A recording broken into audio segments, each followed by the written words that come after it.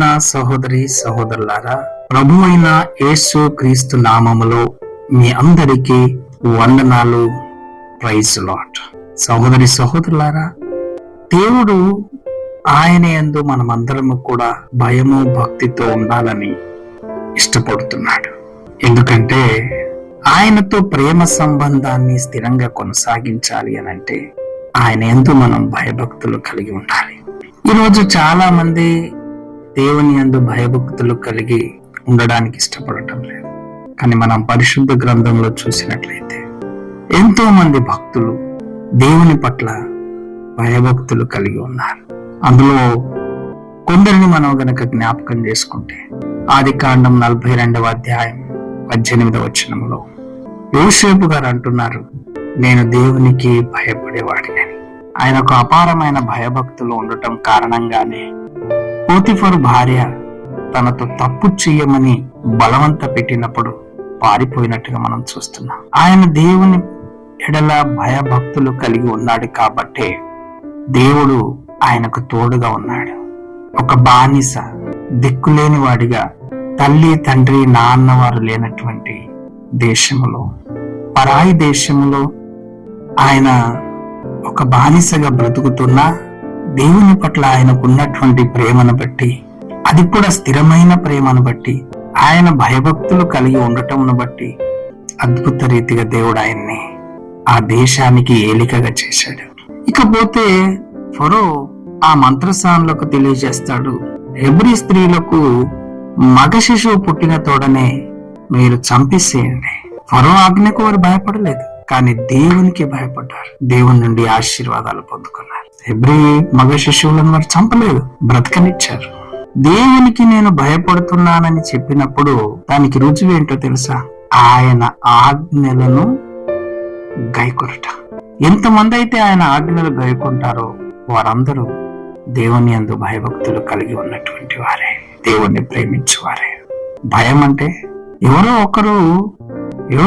ఎవరో ఒక దుష్టుడు చంపేస్తాడనో, కొడతాడనో, తిడతాడనో, నష్టపరుస్తాడనో భయపడినటువంటి భయం కాదది.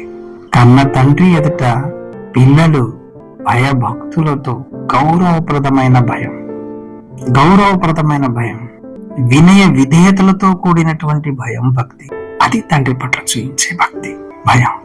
కనుక దేవుని బిడ్డలారా, మలాకి గ్రంథంలో 3వ అధ్యాయం 16వ వచనం నుండి 18 వచనాల వరకు మనం చదివితే, అప్పుడు యెహోవా యందు భయభక్తులు గలవారు ఒకరితో ఒకరు మాటలాడుకొనుచుండగా యెహోవా చెవియొగ్గి ఆలకించెను. ఆయన యందు భయభక్తులు గలవారు మాట్లాడుకుంటుంటే, ఒకరికి ఒకరు మాట్లాడుకుంటుంటే ఆయన చెవి యొగ్గి ఆలకిస్తాడట.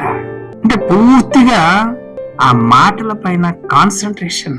అందుకే కదా ఆయన యందు భయభక్తులు కలవారి పట్ల ఆయన అద్భుతాలు చేస్తున్నాడు, సంతోషిస్తున్నాడు.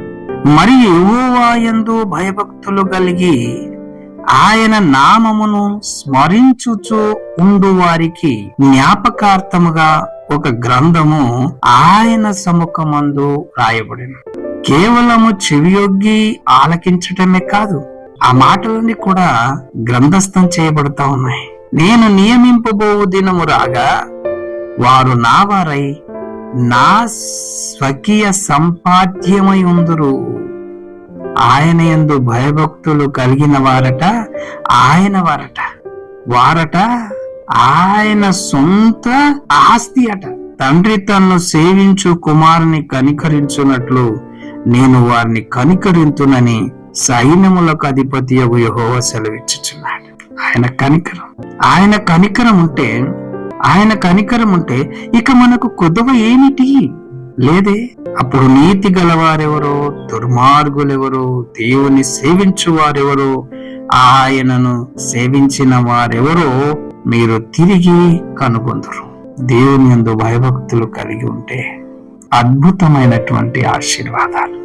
ఈ వచనాలను మరొకసారి మనం పాయింట్ వైజ్ గా కనుక మనం చూస్తే, మొదటి పాయింట్, దేవుని యందు భయభక్తులు గలవారు భక్తియుతమైన సంభాషణ చేస్తారు.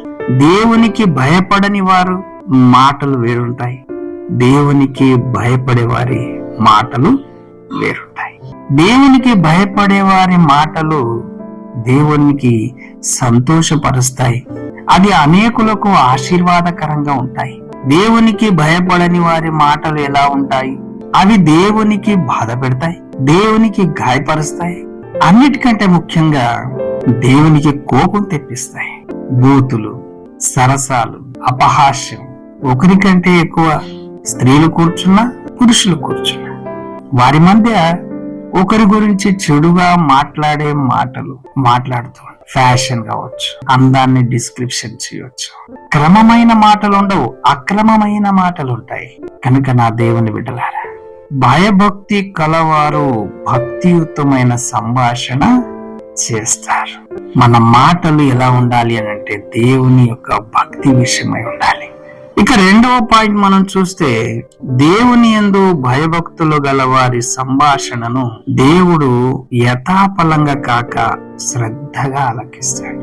మామూలుగా అందరి మాటలు మనం వింటుంటామే, అలా కాదు. ఆయన యందు భయభక్తులు గల వారి మాటలు ఆయన చాలా శ్రద్ధగా వింటూ ఉంటారు.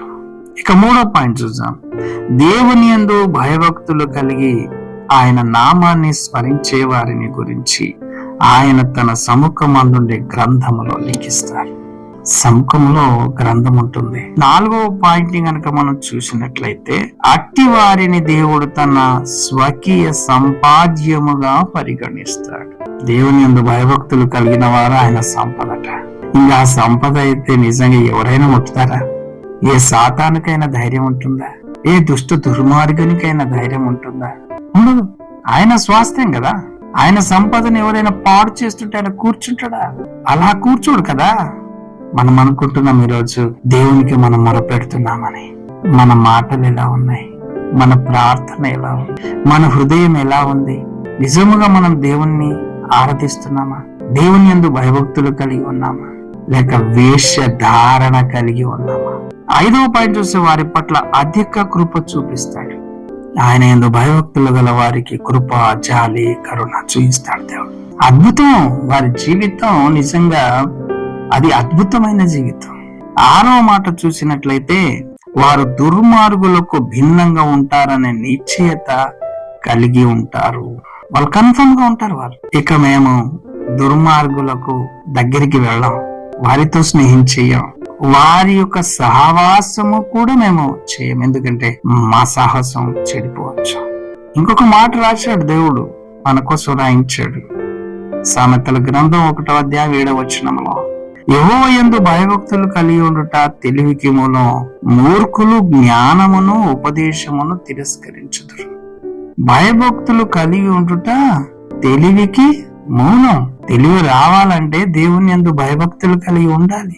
విద్య, బుద్ధి, జ్ఞానం రావాలి అనంటే, వివేకం కలగాలి, మనం దేవుని యందు భయభక్తులు కలిగి ఉండాలి. సొలొమోను రాజు గారు దేవుని యందు భయభక్తులు కలిగి ఉండటం వల్ల ఉన్నారు కాబట్టే జ్ఞానయుక్తమైన విషయాలు, కీర్తనలు, సామెతలు, పద్యాలు ఇలా చాలా చాలా రాయడం జరిగింది. ఆయన దేవుని యందు భయభక్తులు కలిగి ఉన్నాడు కాబట్టి అంత గొప్ప పుస్తకాలు రాయగలిగాడు. దేవుని బిడ్డలారా, ఈరోజు ఎందరో ఆ మాటలు చదివి తమ జీవితాలను మార్చుకుంటున్నారు. ప్రియ దేవుని బిడ్డలారా, దేవునికి భయపడే జ్ఞానులు, దేవునికి భయపడని మూర్ఖులు.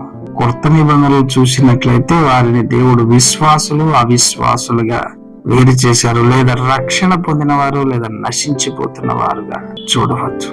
అందరికీ ధన్యవాదాలు. దేవుడు మిమ్మల్ని, మీ కుటుంబాన్ని దీవించి ఆశీర్వదించును గాక.